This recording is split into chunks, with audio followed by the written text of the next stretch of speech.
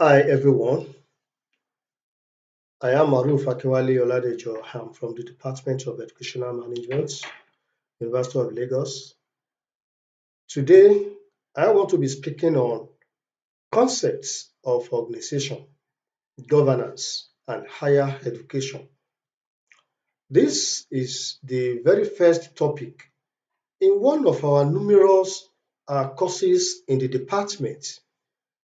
The course is Governance and Organization of Universities in Nigeria. And I believe that the best starting point for us in a course of this nature is to first of all treat those major concepts in the course. And that is why this presentation is titled Concepts of Organization, Governance, and Higher Education. The learning objectives are as we are seeing them on our screen. By the end of this lecture, I strongly believe that you should have acquired at least 75% proficiency, which will enable you to define the concept of organization, governance, and higher education. Describe the features of universities, as typical formal organization. Explain the importance of effective governance in university administration. And of course, clarify the structure of Nigerian higher education system. By way of introduction, I begin by saying that the organization and governance of a university play crucial roles in shaping its overall direction, policies, and decision-making processes. In other words, if we want to have a clear-cut direction, good policies, and take informed decision, university is supposed to be well organized and of course well and properly governed. Therefore, understanding the organization and governance of universities contributes to a deeper appreciation of transparency, consistency, and quality of education that we experience. It also highlights the opportunities and responsibilities that come with, being a part of the university academic community. Going forward, the governance and organization of a university are essential for fostering an environment, that ideal environment that promotes academic excellence, innovation, diversity, and of course, that engenders student success. It is therefore very, very crucial for us to understand the structures, policies, and regulatory bodies that govern our universities. It is very, very important. It is important because the knowledge that we might have acquired, the understanding that we might have gotten with respect to the structure, the policies, and the regulatory bodies, that govern our university, will provide us with insights into how universities operate, how they make decisions, decision that ensures transparency and accountability. At this juncture, what do we mean by organization? What does organization mean? There are, several definitions for the concept of organization. And as we can see, an organization is a collection of people who are united together to pursue and achieve common goal or goals through collective efforts and the pooling of resources under the direction of a leader for the accomplishment of common goal or goals. It is also a consciously coordinated social unit. In other words, organization does not just come up, by chance, by luck. It has to be consciously coordinated. And so an organization is a consciously coordinated social unit composed of two or more people, at least two or more people that functions on a relatively continuous basis to achieve a common goal. We can as well say that an organization has to do with the way in which a group of people is structured and coordinated to achieve a common goal. There are basic, things that we need to understand when we are talking about organization. It is made up of at least two people. So before we can say that a social unit is an organization, it must have at least two people, two and above. So an individual cannot be said to be an organization. It must be two, at least two people. And those two people, they are coming together because they have common goal or common goals to achieve. And they have resources that they pull together in order to achieve the common goal that they are striving, to attain together. Now, with respect to universities, there are some common features that universities possess, and these features, of course, make them to be qualified as typical formal organization. What are these features? The first one is a formal structure. You know, Organizations, formal ones, so to say, have a defined structure that outlines roles, responsibilities, and reporting, relationships. So when we take a look at university, we have that kind of setup. We have defined structure that clearly, outlines the roles of everyone, the roles of different units, and how we report the relationship that exists, among various people, various units that make up the university. What I am supposed to do, what other people in the university are supposed to do, how we are, expected to be relating with one another, either as a people or as different units, have been clearly structured, have been formally structured. And that is a feature of university as a formal organization.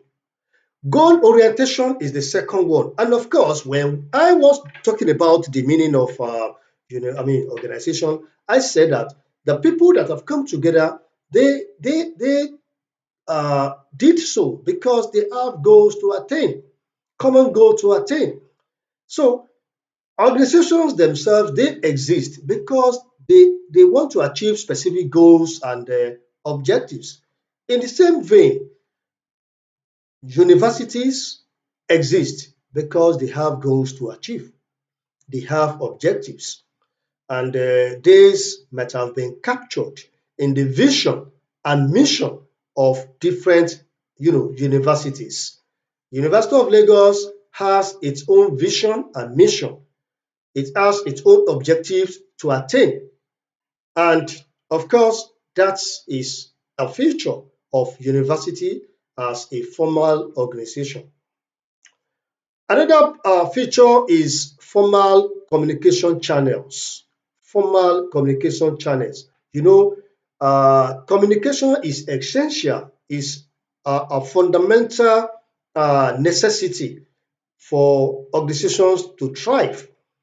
You want people to know what they are supposed to do. We need to communicate to them. you want a particular unit or directorate to know what it is supposed to do, communication, must uh, come into play. And when we are talking about university, universities communicate through formal channels. It could be through meetings, it could be emails, it could be memos. But what I'm saying here is that as typical example of formal organization, universities have formal communication channels through which information are disseminated to different people and, of course, different units within the university system. Decision making and authority is also a typical feature because organizations make decisions on the basis of the goals and objectives that they actually want to attain, and with designated leaders and administrators.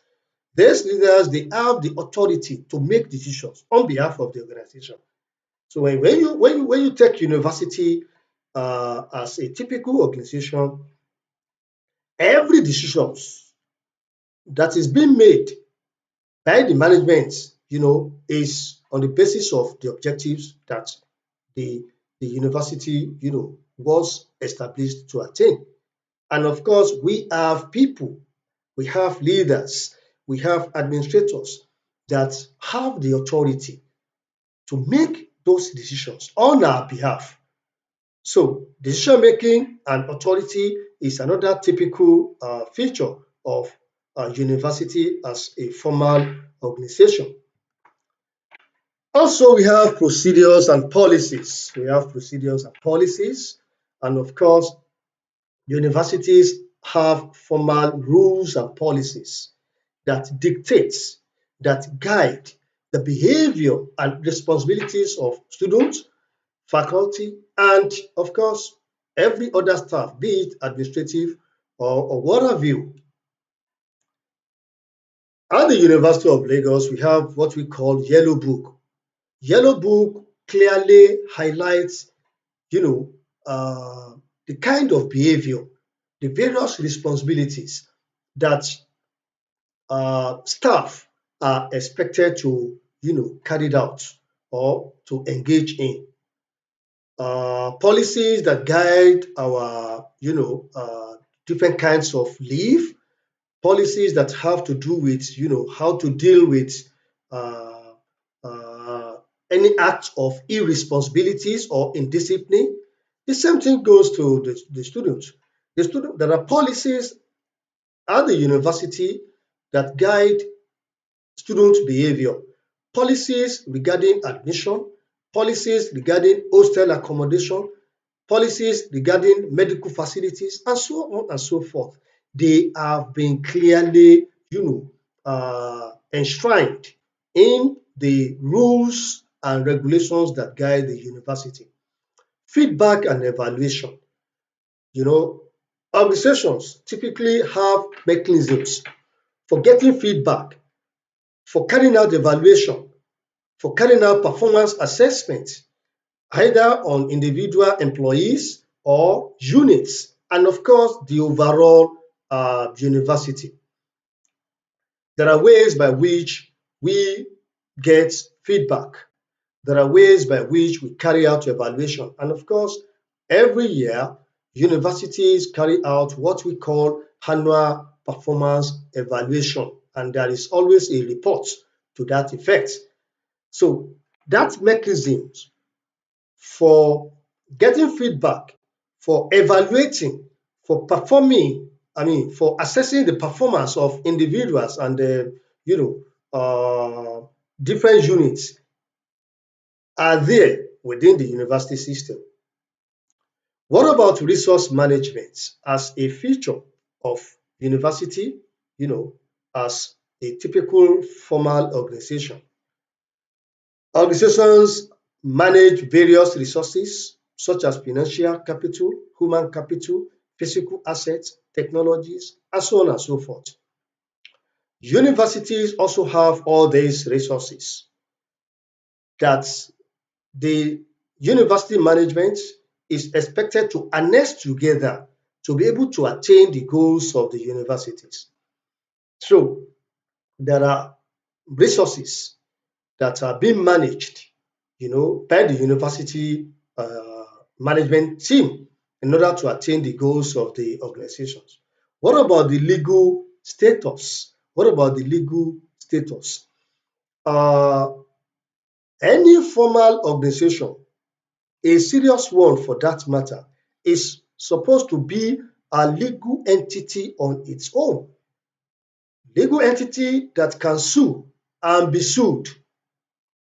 So universities, they have that legal status. They are legal entities and they usually, operate within the framework of both the local and national laws and regulations.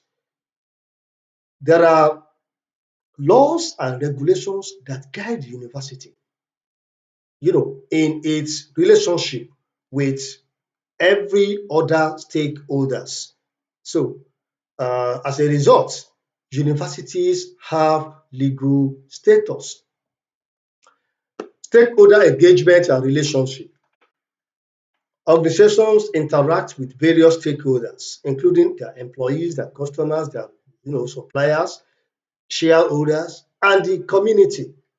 And when we take a look at universities, universities also engage, with their stakeholders, relate with stakeholders like the alumni, the National Universities Commission, the officials from TED Fund, parent forum, even student body, all these and several other ones are stakeholders in the education industry, in the university system that universities are expected to interact with.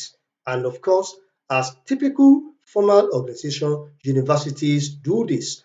They also coordinate and collaborate because organizations require coordination and collaboration among members to achieve common goals.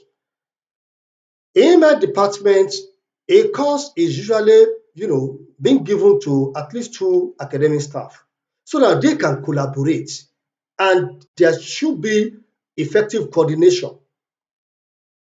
At the larger faculty level, we collaborate, we coordinate, especially when it comes to research, the conduct of research. We coordinate ourselves, we collaborate on multidisciplinary perspectives, and of course, all in the name of achieving those common goals that we strive to achieve as a university. Then, what about adaptability and change? It is a very good feature of a university as a typical organization because, you know, organizations need to be adaptable and responsive to internal and external changes. And universities, of course, we we experience, response to innovations, to technologies. As we are having emerging technologies, universities, as typical formal organization, also adapt, change, respond in order to keep, afloat, to keep itself abreast of the, global best practices, global best practices. Those are the features, of uh, universities that make them to be qualified as formal organization. Now, what about governance? What do we mean by governance? I'm not talking about government. I'm talking about governance. And when we say governance, we are talking about the structures and processes that are designed to ensure accountability, transparency, responsiveness, rule of law, stability, equity, and broad-based participation. Broad-based participation. Governance as a concept can also mean those norms, values, and rules through which public affairs are managed in a manner that is transparent, participatory, inclusive, and of course, responsive. Governance is the system of rules, practices, and processes by which an organization is directed and controlled. Now, the salient points that I want to bring out when it comes to the concept of governance is the fact that anytime we want to have proper accountability, we want to have transparency, we want to have equity, we want to observe rule of law in operation, there will be the need for effective governance. There will be the need for effective governance. As we you know dive deeper into the course, we will get to know what I mean by effective governance and why is it important. I want to also go forward by saying that governance involves decision making, accountability, and the establishment of policies to guide the behavior and actions of those within the organization. Because if there is no effective governance, there will be anarchy and everybody will just be doing what he or she likes. But the moment we have governance in place that will have taken care of how we relate, that will have taken care of the establishment of policies that will guide our behavior, then everybody, will strive to conform in or ourselves within the law that have been established.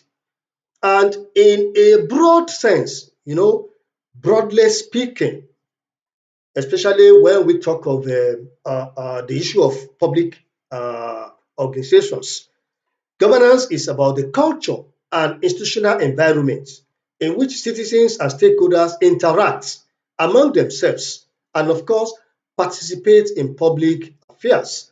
Participate in public affairs. So, these are the various definitions that I have with respect to the concept of governance. Now, dear listeners, why do we think we need effective governance, especially in university administration? Don't forget that the topic is organization, governance, and higher education. And the course itself is talking about the governance and organization of universities in Nigeria. Therefore, when we talk of, when we try to have good university administration, we cannot rule out the need for effective governance. So, one of the reasons why we need effective governance for successful university administration is because of strategic planning and direction. Strategic planning and direction. Because a well-governed university has a clear mission and vision. University of Lagos has our own vision and mission, of course, to become top-class university. And if I want to zero, down to the vision of the current leadership of the University of Lagos under Professor Folashade Ogunshola, FAS, we want university to be a future-ready university. Future-ready university. And if that is the case, we need a governance body that will play crucial role in setting strategic goals and priorities. And that is what the management of University of Lagos has been working towards. Because it is the governance, either, of course, as we move deeper into in the course, we get to know either the governing body or the governing council or the management. We are talking about that body that plays crucial role in setting strategic goals and priorities. What do we want our university to look like in the next 5 years? We want our university to be a global one, a future-ready one. So, if that is the case, there must be a governance that will be in charge of setting the strategic planning and direction towards the attainment of that vision and mission that had been clearly highlighted. We need effective governance in decision making because effective governance structures enable transparent and inclusive decision making processes that involve multiple stakeholders. Governance may be at the governing council level, may be at the Senate level, and their structures are there, to enable us make transparent and inclusive decision making, which of course, bring in different stakeholders. We talk about membership of governing council, we talk about membership of the Senate, we talk about membership of, the management team in my subsequent presentations. But what I'm talking about here is that effective governance structures will enable transparent and inclusive decision-making processes that will involve multiple stakeholders. Then effective resources management. When I was talking about the features of universities as typical, organization, I mentioned resource management. Resource management. These resources need to be harnessed in order for us to attain the objectives that we have set for the university. And therefore, effective governance ensures sound financial management, including budgeting, financial reporting, and internal control systems. Because there are rules, there are rules that guide our behavior, our operations within the university. And those rules are also there, for us to have a sound financial management, of course, which will be implemented by the governing body. So, effective governance is important, is needed to ensure that we have sound financial management that covers budgeting, that covers auditing, that covers financial reportings, and of course, internal control systems. What about academic excellence and quality assurance? Every university, especially University of Lagos, strives to promote academic excellence. Academic excellence is one of the features of, a world-class institution. And therefore, governance structures play a crucial role in preserving and enhancing academic excellence. How do we ensure quality in the education that university is offering? How do we promote academic excellence?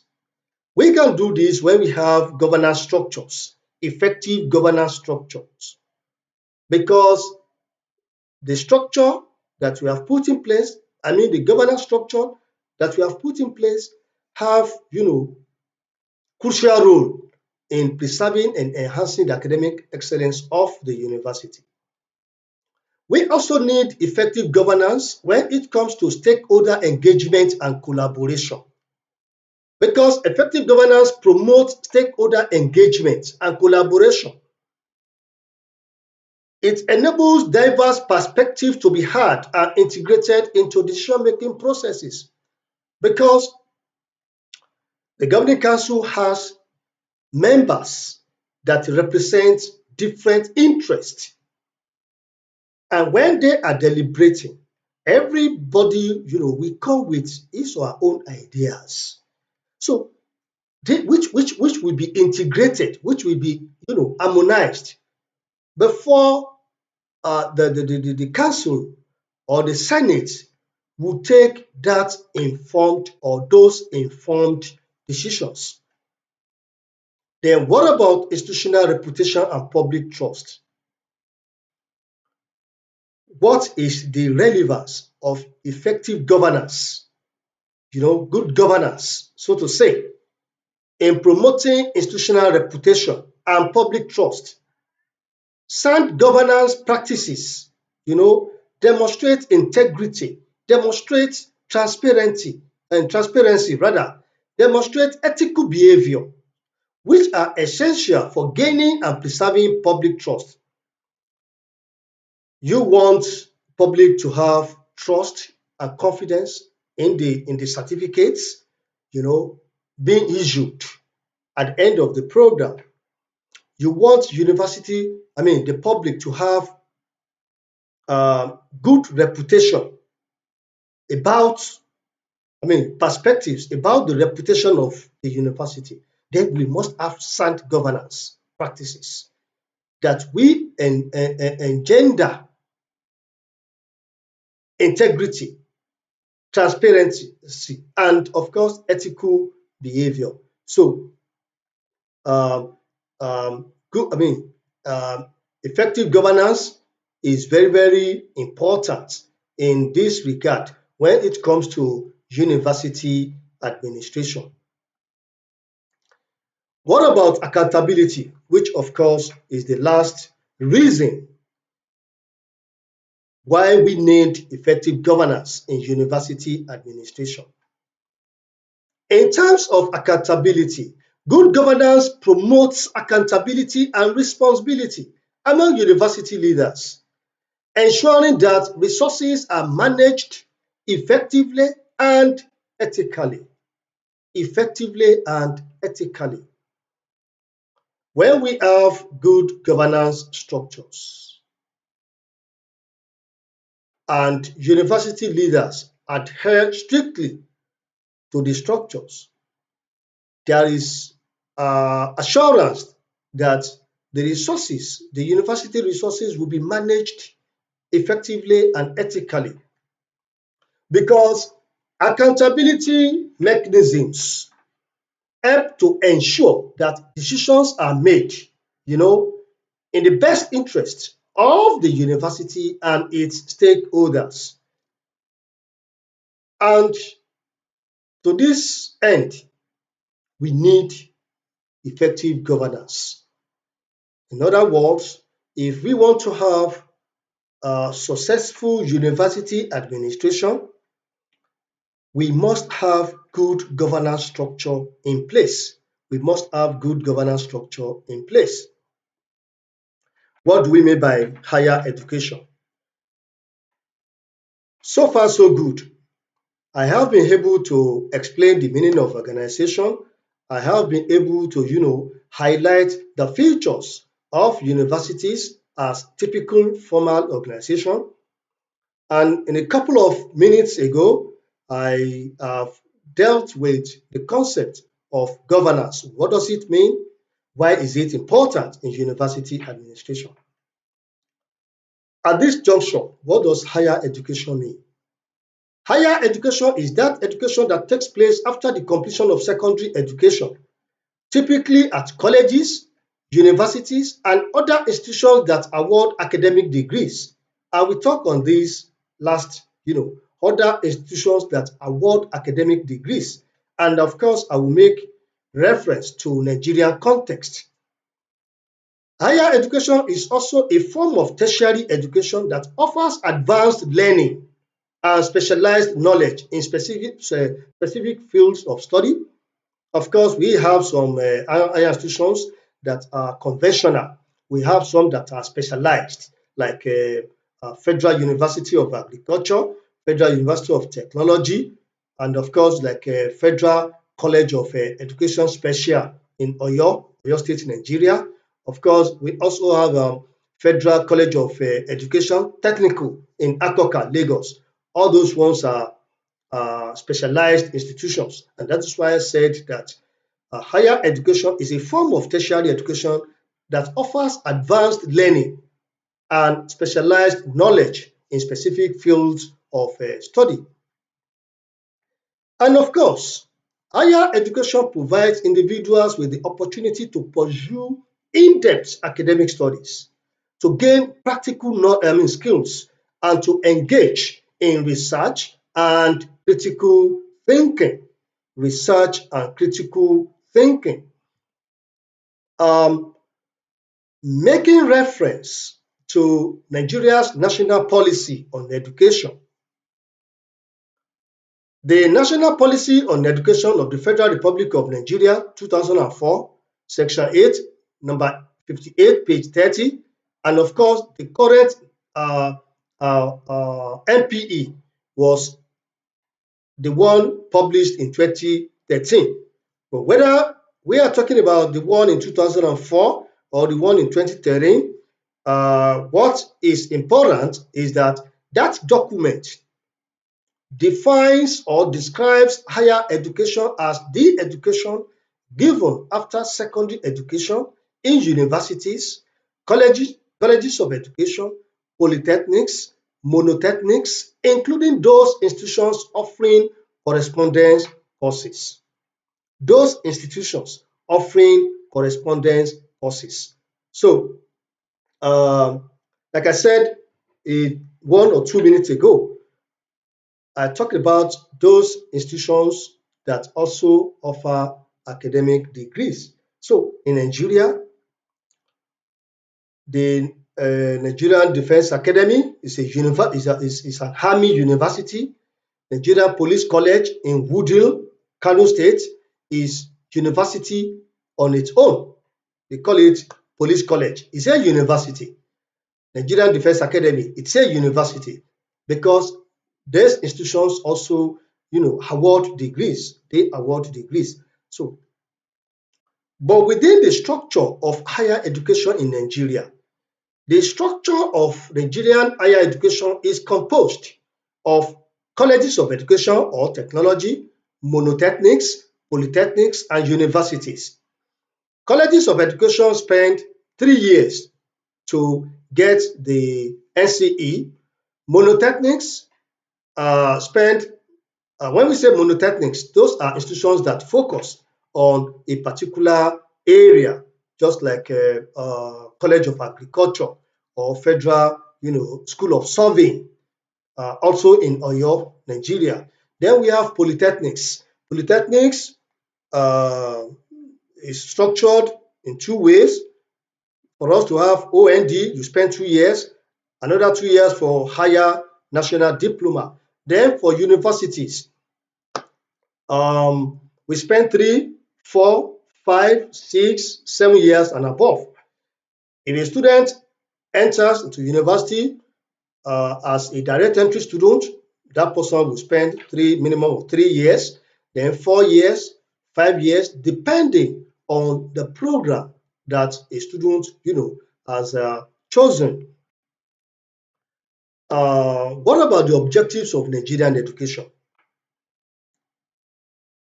There are 5 main objectives of the philosophy of Nigerian education, and there are 4 overall objectives of Nigerian education. But the point I want to bring out here is that the objectives of the philosophy of Nigerian education, as stated in the national policy 1981, whether 81 or 98 or 2004 or 2014, are talking about the same thing. We want Nigerian education to be able to build a free and democratic society, a just and egalitarian society, a united, strong and self-reliant nation, a great and dynamic economy, and lastly, a land of of bright and full opportunities for all citizens. These are the 5 main objectives of Nigeria as a nation. Nigeria as a nation, which we want Nigerian education, to try as much as possible to attain. But with respect to the goals of higher education, the National Policy on Education highlights 7 goals for higher education. 1, to contribute to national development through high-level relevant manpower training, to develop and inculcate proper values for the survival of the individual and society, to develop the intellectual capacity of individuals to understand and appreciate their local and external environments, to acquire both physical and intellectual skills, which will enable individuals to be self-reliant and useful members of the society, to promote and encourage scholarship and community service, to forge and cement national unity. And the last one is to promote national and international understanding and interaction. Those are the 7 goals of higher education in Nigeria. Now, coming down to university education, I don't want to, stress us much about what university education means. We know it is that education that takes place within the 4 wall of university or 4 wall of any institutions, that awards degree. But how does university contribute to national development? Because it is because of the seminal role, the important role universities play in national development that you know inform us to come up with this corps, governance and organization of universities in Nigeria. According to Federal Republic of Nigeria 2013, I'm still making reference to that national policy on education, university contributes to national development in 4 ways: by intensifying and diversifying its programs for the development of high-level manpower within the context of the needs of the nation, by reflecting professional courses in national requirements, by promoting all-round development in students, and offering general study courses such as history of ideas, such as history of ideas, philosophy of knowledge, and nationalism, and of course, ensuring entrepreneurial skill acquisition, ensuring entrepreneurial skills acquisition. So these are ways by which university contributes to national development as far as Nigeria is concerned.